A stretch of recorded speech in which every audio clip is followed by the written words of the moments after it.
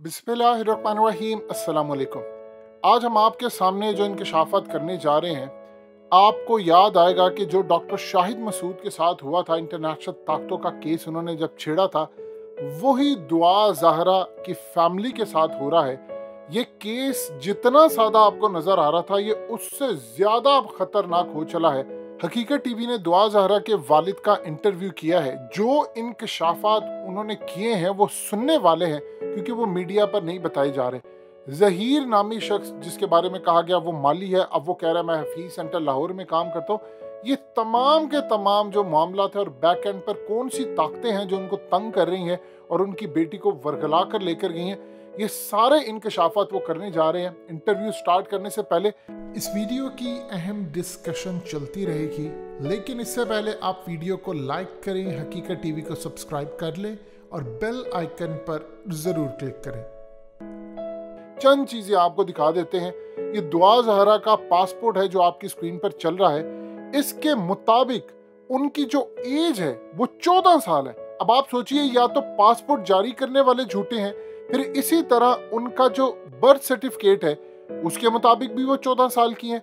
ये आप देख लें कि उनकी फैमिली का निकाह नामा है, उनके वालिद और उनकी वालदा का, इसके मुताबिक आपको अंदाजा हो जाएगा। फिर ये तमाम डॉक्यूमेंट्स बता रहे हैं, इवन के आपकी स्क्रीन पर दुआ ज़हरा का कोरोना सर्टिफिकेट है, इस पर भी एज 2008 लिखी हुई है। इसका मतलब सारे इदारे झूठ बोले, सारे सर्टिफिकेट जारी करने वाले साथ मिले हुए थे। ये क्या इंकशाफात है, सीधा आपको लेकर चलते हैं दुआ ज़हरा के वालिद के पास और उनसे इंटरव्यू का आगाज करते हैं। एंड तक आपने इंटरव्यू देखना है, बड़े भयानक इंकशाफात होने वाले। तो चलिए इंटरव्यू शुरू करते हैं। काज़मी साहब, बहुत शुक्रिया हकीकत टीवी को वक्त देने के लिए। पूरा पाकिस्तान इस वक्त सख्ते में है दुआ ज़हरा के केस पर। आपने कहा कि एक गैंग इसको काबू कर चुका है। आप खुलकर बता सकते हैं कि कौन सा ऐसा ताकतवर गैंग है जो आपकी बेटी को अगवा करके बैठा हुआ है और उससे ये सब कुछ बुलवा रहा है? क्या इसके पीछे कोई इंटरनेशनल शैतानी ताकतों का हाथ है? अस्सलाम वालेकुम जी, मैं मेहदी अली काज़मी। बहुत शुक्रिया आपका, आपने मुझसे कांटेक्ट किया। सेकेंडली मैं आपके सवालों के जवाब देता हूँ।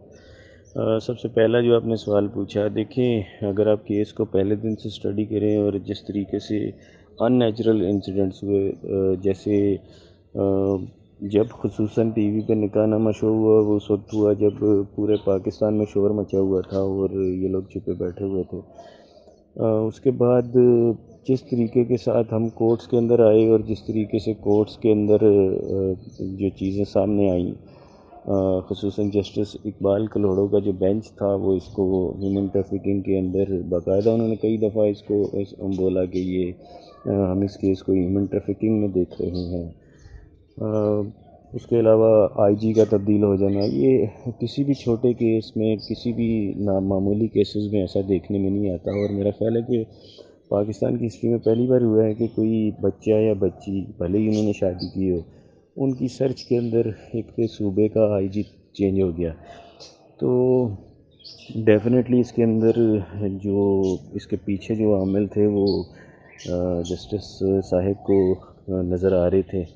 इसीलिए उन्होंने एफआईए को ये अहकामात दिए थे कि तमाम मुल्क के बॉर्डर्स पर हाई अलर्ट किया जाए ताकि ये बच्ची जो है वो किसी भी तरह से मुल्क से बाहर स्मगल ना हो सके। बहुत अनफॉर्चुनेटली उसके बाद जो चीज़ें हुई, मैं उसकी तफसील में नहीं जाना चाह रहा क्योंकि बहुत दफ़ा मैं बता चुका हूँ।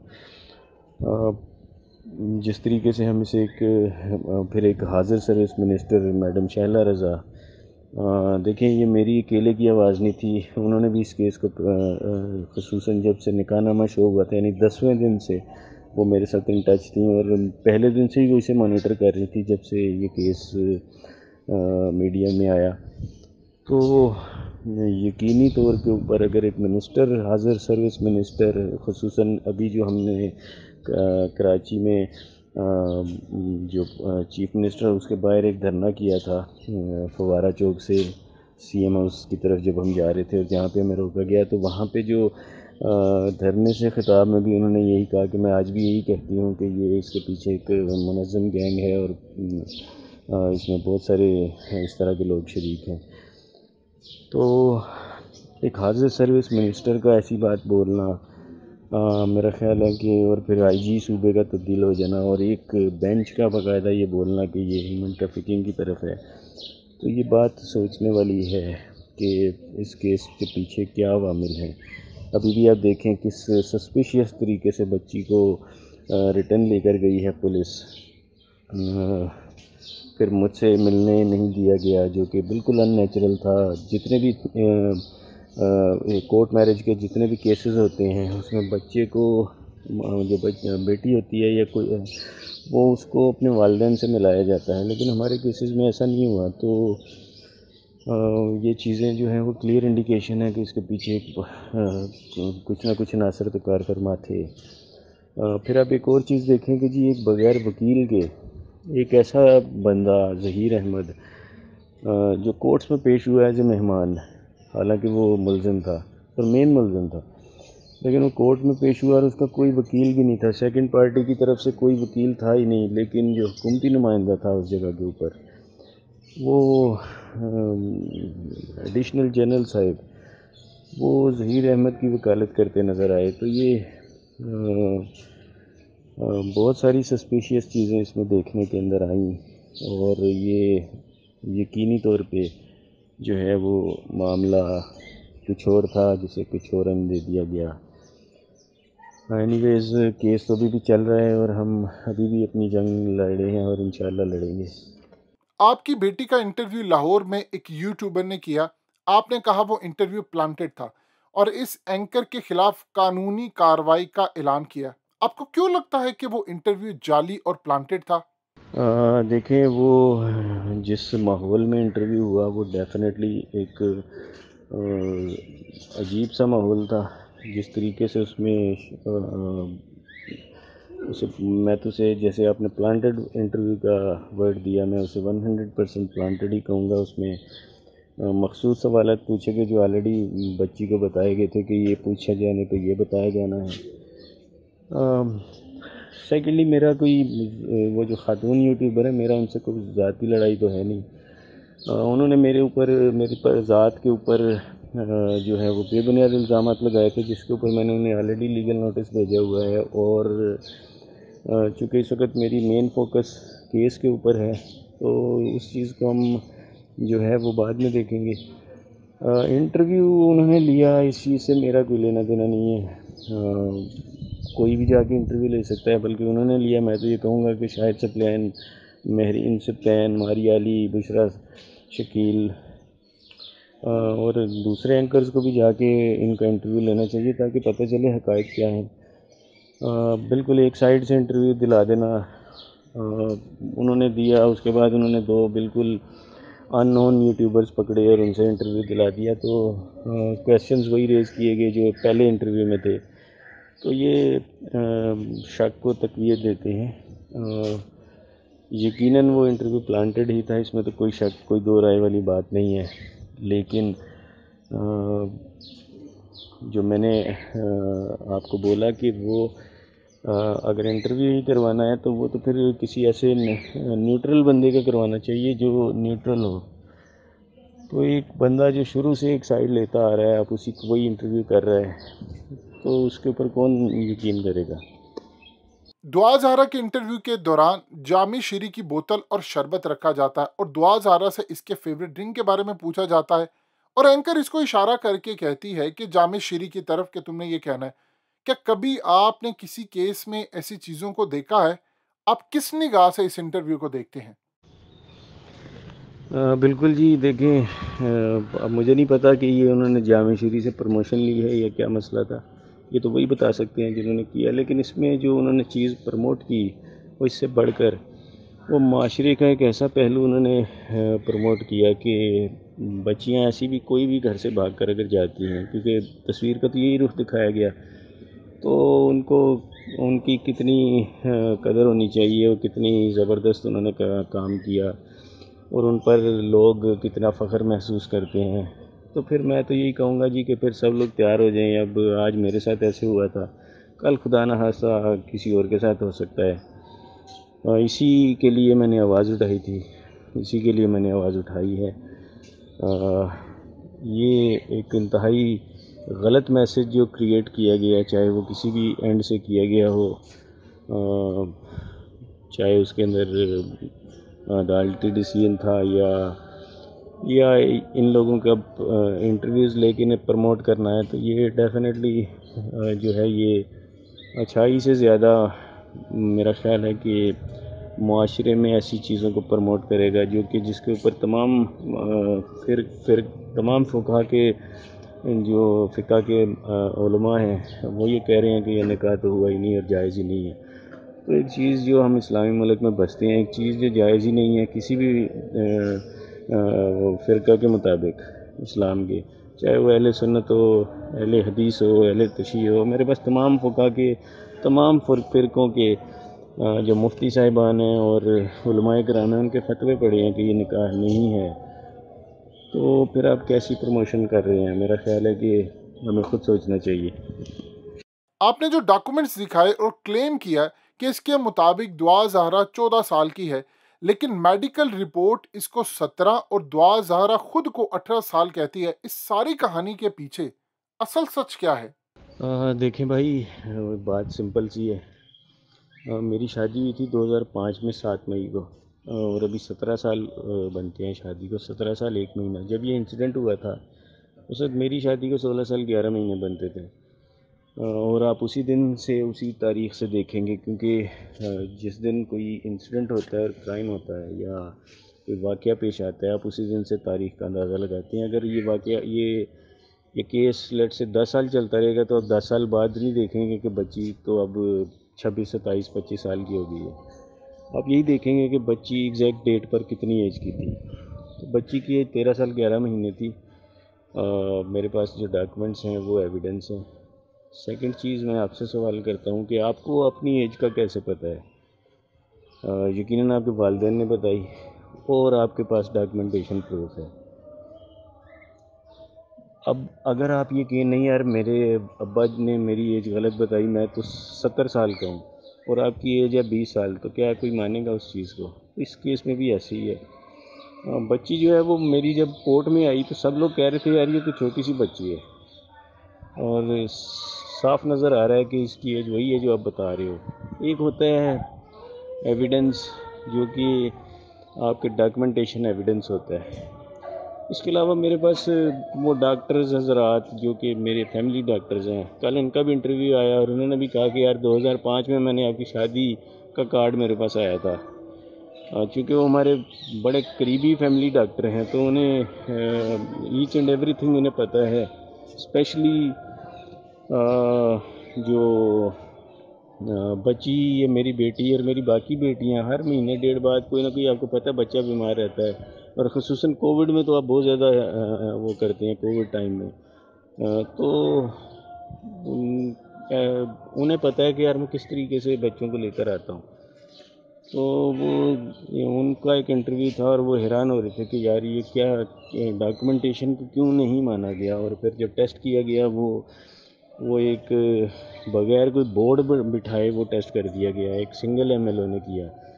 تو یہ سب چیزیں جو تھیں وہ غلط تھیں، فیک تھیں۔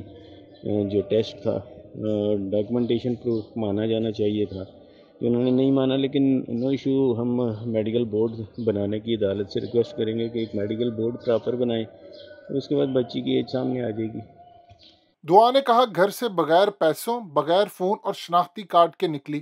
بغیر شناختی کارڈ کے ایک جگہ سے دوسری جگہ جانا مشکل ہو جاتا ہے، تو دعا زہرا کا نکاح بغیر شناختی کارڈ کے کیسے ہو گیا، اور کس طرح وہ ایک صوبے سے دوسرے صوبے بغیر شناختی کارڈ کے سفر کرتی رہی؟ بالکل سر، میں یہی تو تب سے سوال کر رہا ہوں کہ ایک آپ یہاں سے اگر ٹریول کرتے ہیں نا، آپ بس میں بیٹھتے ہیں تو آپ کا شناختی کارڈ چیک ہوتا ہے ٹکٹ لیتے ہوئے، تو یہ کیسے ہو گیا کہ ایک ٹیکسی جو اس نے کل انٹرویو میں کہا جی ایئرپورٹ ٹیکسی تھی، تو آپ کو پتہ ہے ایئرپورٹ ٹیکسی، ایئرپورٹ سروس پر آپ جب جاتے ہیں ایئرپورٹ پہ جو جتنی بھی ٹیکسی سروس ہوتی ہیں، چاہے وہ میٹرو ہو، چاہے وائٹ کیب ہو، چاہے کوئی بھی ہو، وہاں پر جب آپ جاتے ہیں وہ آپ کا آئی ڈی کارڈ دیکھتے ہیں اس وقت جب آپ out of the city travel کر رہے ہوں، اور ایون ان سٹی کے اندر بھی وہ آپ کا فون نمبر اور کارڈ وغیرہ چیک کرتے ہیں۔ تو یہ ایک سراسر بے بنیاد قسم کا جھوٹ تھا، کہ میں اٹھی اور میں خود چلی گئی، ایسا کچھ بھی نہیں ہوا۔ یہ لوگ انہیں لے کر گئے ہیں، اور اب ظاہر سی بات ہے انہوں نے اپنا معاملہ کور اپ کرنے کے بعد یہ سارا مدعا اس کے سر کے اوپر ڈال دیا کہ آپ یہ بولو۔ ظاہر ہے بچی ان کے قبضے میں ہے، وہ جو بولیں گے اسے بیچاری کو بولنا پڑے گا، اور اسی چیز کے لیے میں فائٹ کر رہا ہوں، اور میں ظاہر ہے اسے وہ اپنے لیے تو کچھ کر نہیں سکتی، تو میری جنگ اس لیے چلتی رہے گی۔ دوسری چیز اس کے اندر، جیسے آپ نے کہا کہ نکاح نامہ، مولوی نے نکاح نامے کے لیے شناختی کارڈ نہیں دیکھا۔ دیکھیں، یہ پاکستان کا جو سسٹم ہے انفارچونیٹلی بہت، کیا میں اس کے لیے بول سکتا ہوں، وہاں پہ نکاح خان جو تھا جب یہاں آیا اسے پکڑ کر لایا، اس نے انکار کر دیا کہ میں نے یہ نکاح پڑھایا ہی نہیں، کیونکہ اسے پتہ تھا کہ انڈر 14 شادی ہے۔ بعد میں پولیس نے جو رپورٹ بنائی اس میں وہ ایج اس کی 16 سے 17 سال ڈال دی، تو وہ سب چیزیں انہوں نے انورس کر لی۔ یقینی طور پہ جب بھی کوئی نکاح ہوتا ہے تو شناختی کارڈ چیک ہوتا ہے، اور بغیر ولی کے تو کوئی نکاح ہوتا ہی نہیں، چاہے کوئی بھی فقہ ہو۔ بچی چھوٹی ہو تو اس کے بغیر ولی کے نکاح نہیں ہوتا، اور فقہ جعفریہ میں تو کنواری لڑکی چاہے اس کی ایج کوئی بھی ہو، بھلے ہی وہ 23، 24، 25 سال کی ہو، اس کا نکاح نہیں ہوتا جب تک اس کا ولی اس کے ساتھ موجود نہ ہو۔ ظہیر نامی لڑکے نے کہا کہ وہ لاہور میں حفیظ سینٹر میں موبائل کا کام کرتا ہے۔ کیا آپ نے کسی سے تصدیق کروائی ہے کہ وہ وہاں پر کام کرتا ہے، یا صرف ایک یہ کہانی ہے؟ نہیں جی، مجھے اس چیز کا علم نہیں ہے، اب میں بالکل نہیں جانتا کہ وہ کیا کرتا ہے۔ کورٹ کے اندر جب پولیس آئی تھی اور جب جج صاحب نے ہیومن ٹریفکنگ سے ریلیٹڈ ریمارکس دیے تھے، تو اس سے پہلے جو آئی جی صاحب، نیولی اپائنٹڈ آئی جی صاحب تھے غلام نبی میمن، انہوں نے بولا تھا کہ بچہ مالی ہے، تو پولیس رپورٹ کے مطابق تو وہ جی مالی ہے۔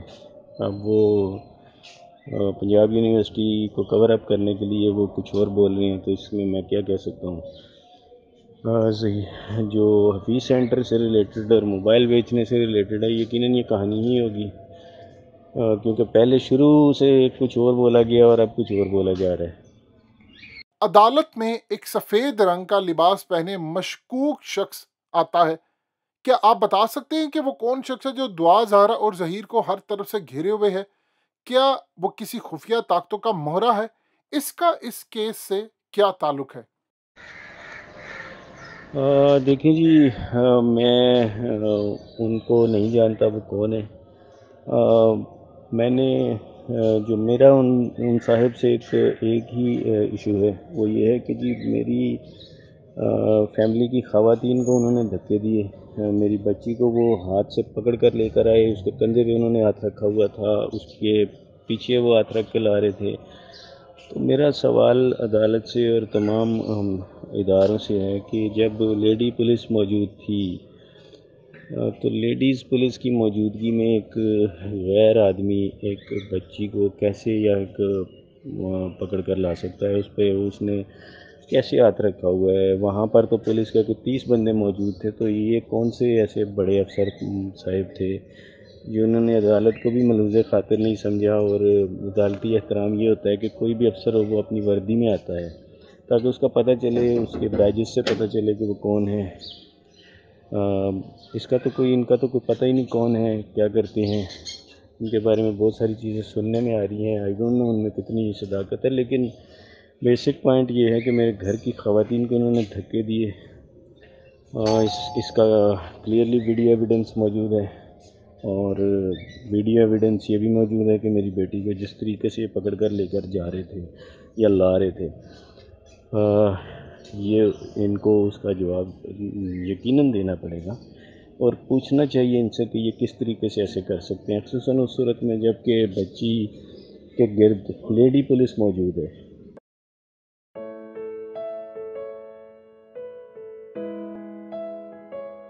حقیقت ٹی وی کو سبسکرائب کرنا مت بھولیں، ویڈیو کو لائک کریں، شیئر کریں، اور کمنٹ سیکشن میں اپنی رائے کا اظہار ضرور کریں۔